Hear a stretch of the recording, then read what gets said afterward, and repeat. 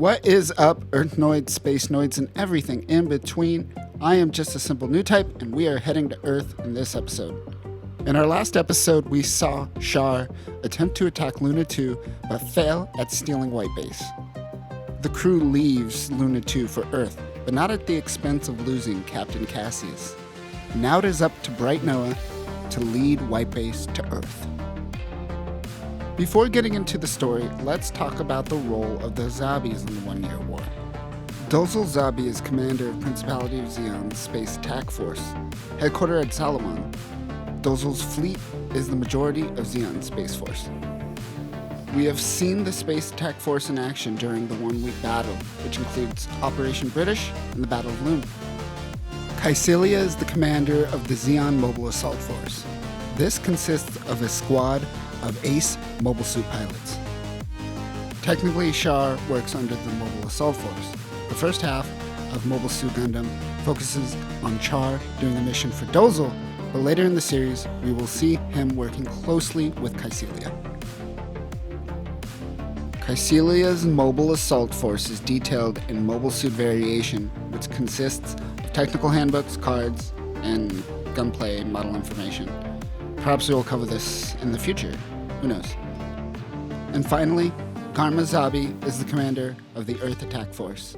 He led an attack on North America during the second landing operation and was able to capture the California base, which was Earth's biggest military base, and now it is Earth Attack Force's biggest military operation. We will focus on the Earth Attack Force as White Base makes its way to Earth. So let's get into this. White Base makes its way towards Earth with a Salamis-class ship taking lead. Bright notices that Char's Musai-class ship is still following behind and was able to get a second resupply after White Base destroyed the Papua supply ship. The Salamis will launch a re-entry capsule to guide White Base to Earth. The White Base crew prepare for an attack as Char is still close behind. 4 Zakus start approaching White Base. The Gundam launches. Amado only has 4 minutes to defend White Base before re-entry. The Gundam engages with the Zakus. He is able to use his bazooka to destroy an enemy shield, but runs out of ammo quickly. One Zaku takes the Gundam head-on. The Gundam uses its Vulcan cannons and takes out one of the enemy mobile suits. White Base is unable to send out the Gundam's beam rifle, but they can send out the hammer, which is essentially a giant flail. White Base launches the hammer. Char aims towards Amado, but he uses the hammer to block Char's shot while slowing down the speed of the hammer. The Salamis capsule gets hit. They are unable to re-enter Earth with the damage they received. The capsule docks with White Base. Meanwhile, the Gundam takes out the Zaku pilot Kom with his hammer. Time is up. They are about to enter Earth's atmosphere. Char abandons the mission and returns to a Musai re-entry capsule. Amado must return to White Base, but he wants to finish off the last Zaku, piloted by Crown, who is spiraling towards Earth. But Crown and Amado are in too deep. They begin re-entry to Earth. Crown cries for help from Char. Char says that there's nothing they could do, but his death won't be in vain. Amado quickly refers to his trusty Operation V manual and realizes that the Gundam can handle re-entry. He releases the heat-proof film, which just looks like plastic wrap, and covers the Gundam. The Gundam instantly cools down. Char is astounded that the Gundam can survive re-entry. White Base also loses contact with Amado. Char contacts Garma Zabi and lets him know that the Operation V weapons are heading towards Zeon airspace on Earth. The Gundam and White Base re-enters Earth safely, but they recognize that they are in enemy territory. A Zeon fleet approaches White Base.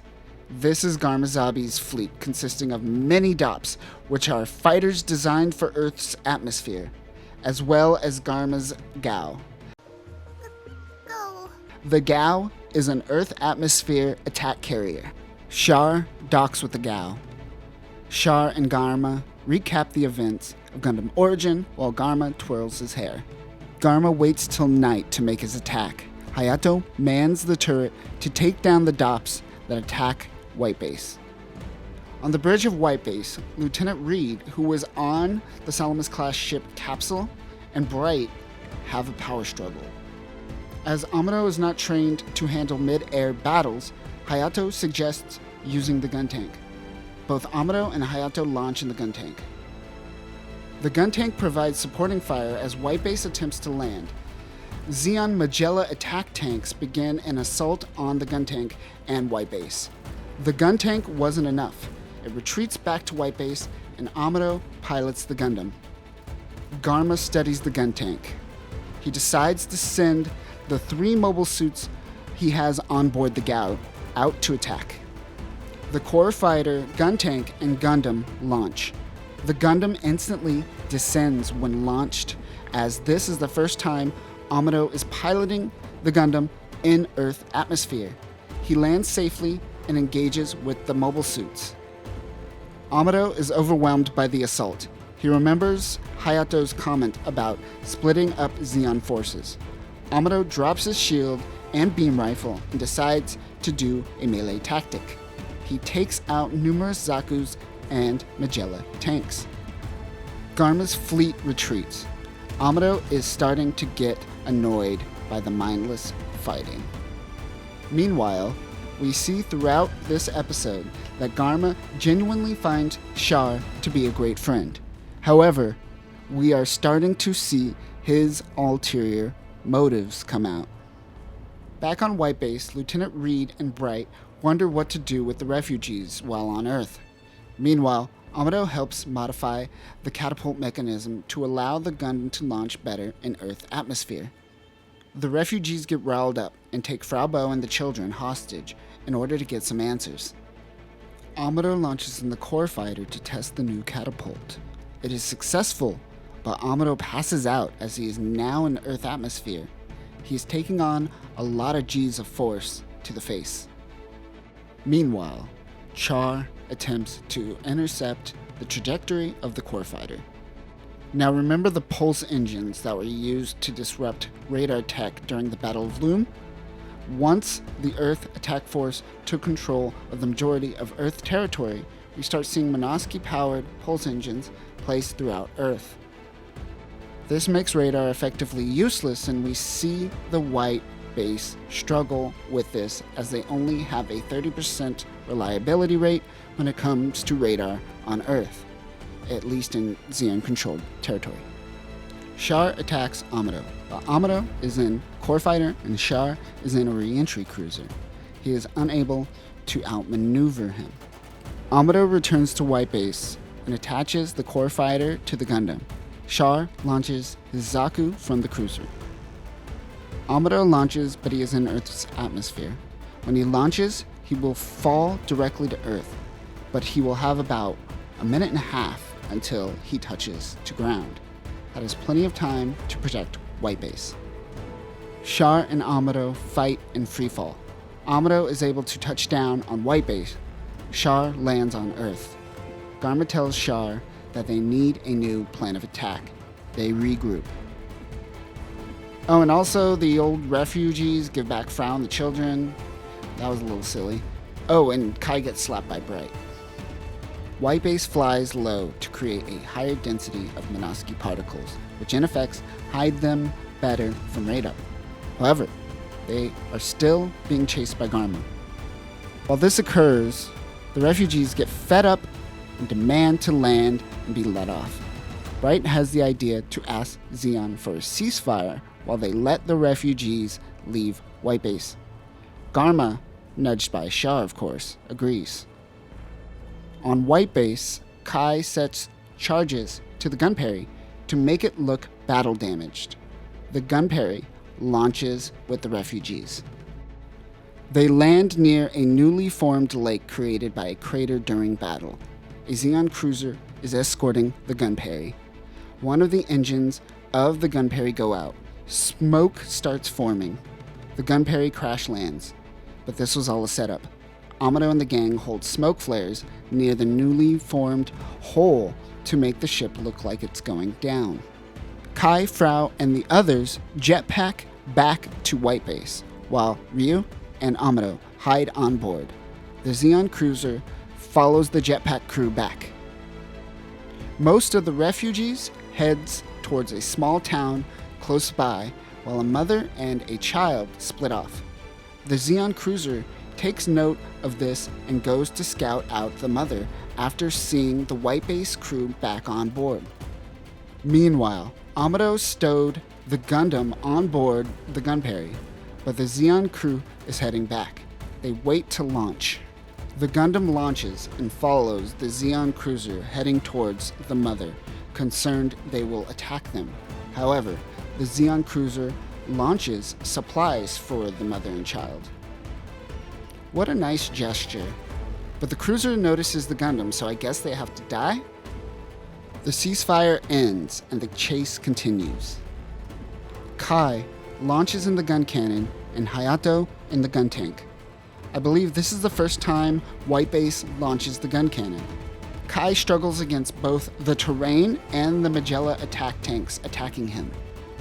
The Gundam attacks from behind, the reason for Amado hiding in the Gunpla in the first place. The Gundam throws its shield towards a Zaku, taking it out instantly. It powers through a bunch of Zakus. One Zaku gets the high ground, but Kai straight up pushes it off the cliff. It's great. Zeon forces retreat. Garma is starting to get frustrated. Char notes that he will join the battle next time. Meanwhile, the pilots from the Zeon cruiser survive Amado's attack, and they meet up with the mother and child. They inform her that they should regroup with the other refugees because the land that they are currently standing on is indeed St. Agnes, her home. It was completely bombed. The mother begins to cry. Amado is a grumpy pants to Frau Bow. He notices that the Fetties are using him as a decoy, a tool just used to distract Zeon until the Federation can roll out the GM. Kika gives Amado a tomato to cheer him up. It seems familiar. Bright orders Amado to go on patrol, but Amado is still grumpy pants. Hayato and Ryu go on patrol instead.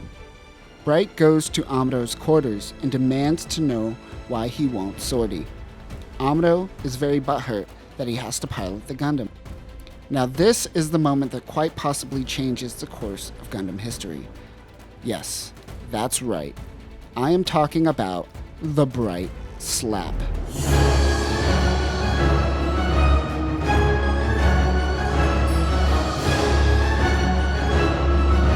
Ah yes, both powerful and motivational.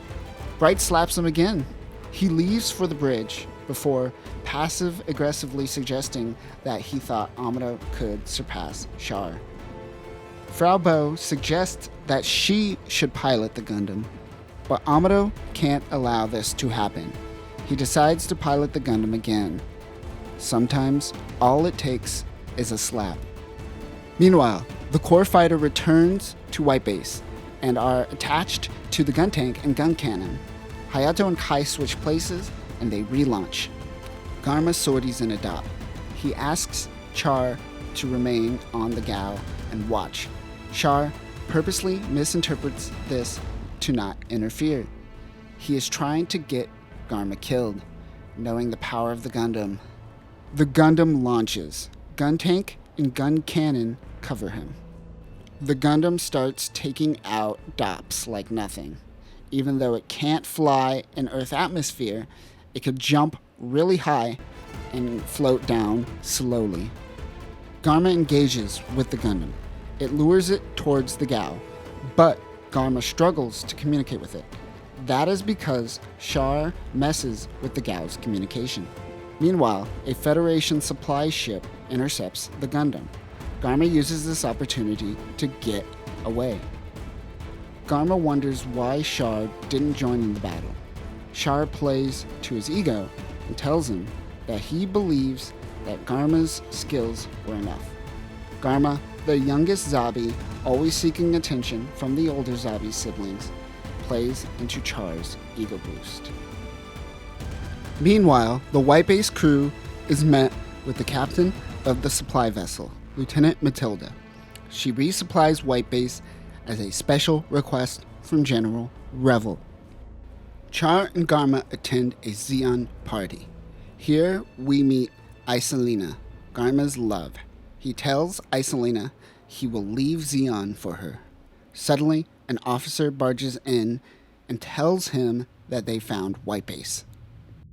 Whiteface lands and hides from Garma's assault.